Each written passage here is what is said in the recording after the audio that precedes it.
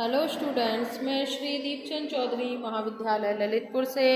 आज हम MA first semester में जो आपका एक्सटेंशन वाला पार्ट है, एक्सटेंशन एजुकेशन का, उसमें जो एक्सटेंशन टीचिंग की जो स्टेप्स होते हैं उनके बारे में हम आज डिटेल में जानेंगे कि आखिरकार जो है प्रसार शिक्षण की जो स्टेप्स हैं या जिनको हम कह सकते हैं चरण, वो कितने होते हैं और इनके द्वारा जो है किस तरीके से हम अपनी एक्सटेंशन टीचिंग को प्रभावी बना सकते हैं उसके बारे में हम जानेंगे।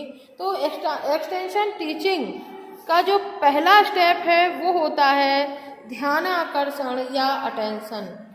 तो किसी भी परिणाम या उसके रिजल्ट को देखकर ही लोगों का ध्यान उसकी ओर जाता है या अटेंशन जब जाता है जब वो किसी चीज़ का परिणाम देखते हैं।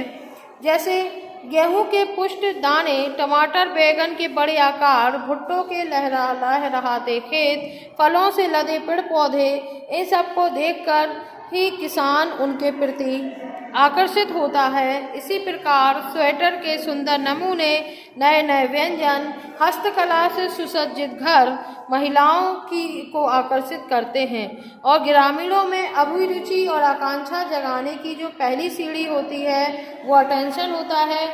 व्यक्ति समझता है कि उसकी समस्या का कोई हल है, तभी वह इस हल के प्रति जो है आकर्षित होगा। और प्रसार कार्यक्रम के अंतर्गत जो है कृषि प्रदर्शनी, कृषि मेला, हस्तशिल्प प्रदर्शनी, पोस्टर, छाया चित्र प्रदर्शनी, रेडियो तथा दूरदर्शन के एवं कृषि महिलाओं उपयोगी प्रसारण, सिनेमा आदि के माध्यम से लोगों का ध्यान को आकर्षित किया जाता है। और दूसरे कृषकों के खेत और फसल देखकर भी कृषकों का ध्यान आकर्षित होता है। इस तरीके से जो एक्सटेंशन टीचिंग का पहला स्टेप है वो है अटेंशन, और ये कहीं ना कहीं महत्वपूर्ण है, प्रभावी है। और इसका यूज़ करके किसी भी शिक्षण को जो है प्रभावी या बहुत ही अच्छी तरीके से उसको सक्सेस करने के लिए इसका यूज़ किया जाता है, और ये बहुत ही सफल एक तत्व के रूप में जो है हमारे सामने आता है। दूसरा है आपका इंटरेस्ट या अभिरुचि। कोई वस्तु या उपलब्धि जब किसी वस्तु का ध्यान आकर्षित करने में सक्षम हो जाती है तो आगे की क्रिया जो है अपने आप ही सहज हो जाती है, क्योंकि अभिरुचि या इंटरेस्ट एक ऐसी प्रक्रिया है जो ध्यानाकर्षण के कारण होती है। या किसी वस्तु की उपलब्धि पर जब ध्यान केंद्रित हो जाता है तो उस परिणाम के प्रति अभिरुचि जागना स्वाभाविक होता है। और जब ग्रामीणों का ध्यान परिणाम पर आकर्षित हो गया हो तो उसे शिक्षक को उसके विषय में थोड़ी जानकारी देना प्रारंभ कर देना चाहिए, जिससे शिक्षक को अपनी बात आकर्षक ढंग से प्रस्तुत करनी चाहिए, जिससे लोगों को यह आभास ना हो कि कोई बात उन पर थोपी जा रही है, बल्कि ग्रामीणों के लिए इतनी ऐसी स्थिति उत्पन्न कर देनी चाहिए कि जिससे कि उनका इंटरेस्ट जागृत हो और वो उस जानकारी को जो है अपने जीवन में उतार सकें, और जो उनकी समस्याएं हैं उनको हल करने में जो उन्हें शिक्षण दिया जा रहा है उसका वो इस्तेमाल कर सकें। तीसरा जो आपका स्टेप है वो है आपका डिज़ायर, या जिसे हम कहते हैं आकांक्षा। प्रसार शिक्षक या एक एक्सटेंशन वर्कर का एक कर्तव्य हो जाता है कि ग्रामीणों में नई जानकारी प्रदान करने के लिए जो अभिरुचि जगाई गई है उसे बनाए रखना, जिससे कि जो व्यक्ति है वो इस अभिरुचि को जागती है और आकांक्षा उसमें उत्पन्न होती है, जो कि एक आंतरिक शक्ति होती है और सीखना क्रिया या प्रसार शिक्षण को एक गत्यात्मकता जो है वो इसे प्रदान करती है।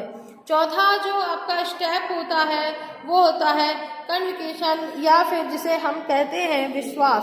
तो आवश्यकता व्यक्ति को सीखने की प्रेरणा देती है और विषय के प्रति आस्था व्यक्ति को इस बात के लिए प्रेरित या प्रोत्साहित करती है कि वह क्रियाशील होकर आगे बढ़े, और ग्रामीणों के मन में नई पद्धतियों के प्रति जो है विश्वास जगाने में प्रसार कार्यकर्ता की महत्वपूर्ण भूमिका होती है। इस तरीके से विश्वास भी एक जो है बहुत एक बड़ा स्टेप जो है एक्सटेंशन टीचिंग के अंतर्गत जो है माना जाता है। इसके बाद आता है आपका फिफ्थ स्टेप, जिसे हम नॉलेज या ज्ञान या जानकारी कहते हैं। प्रसार शिक्षण में विषय के प्रति आस्था व्यक्ति को इस बात के लिए बाध्य करती है कि वह तत्सम संबंधी जानकारी जो है प्राप्त कर सके। तो ये भी आपका जो है एक बहुत बड़ा पॉइंट होता है। इसके बाद जो आपका 6 पॉइंट होता है वो होता है एक्शन या क्रिया। तो प्रसार शिक्षा के अंतर्गत यह सर्वाधिक महत्वपूर्ण चरण माना जाता है, ये स्टेप माना जाता है, क्योंकि इसका सीधा संबंध जो है शिक्षण के व्यवहारिक पक्ष से होता है, यानी उसे करके सीखना।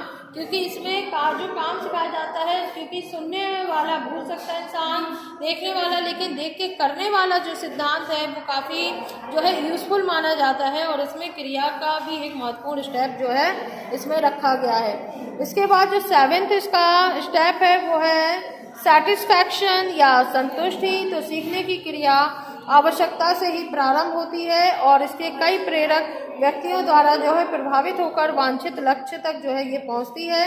क्योंकि कोई भी विद्यार्थी जब पढ़ता है तो वह परीक्षा में अच्छा फल प्राप्त करना उसका एक गोल या उसका एक एम या लक्ष्य होता है। और इसी प्रकार जब कृषक हल जोतता है तो उसको अच्छी फल की प्राप्ति जो है उसका एक अच्छा गोल होता है।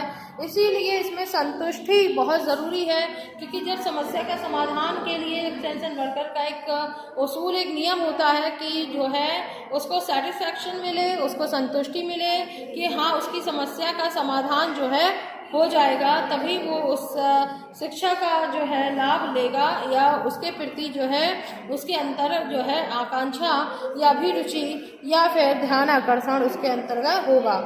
इसके बाद जो लास्ट है वो है असेसमेंट, और या इसको हम एवोल्यूशन या मूल्यांकन जिसे हम कहते हैं, क्योंकि मूल्यांकन जो है प्रसार शिक्षा का महत्वपूर्ण चरण होता है।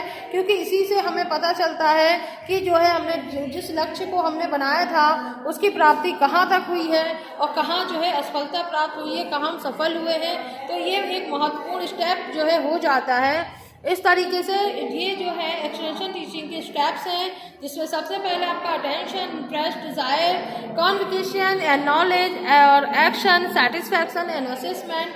तो इस तरीके से ये इसके स्टेप्स हो जाते हैं। धन्यवाद।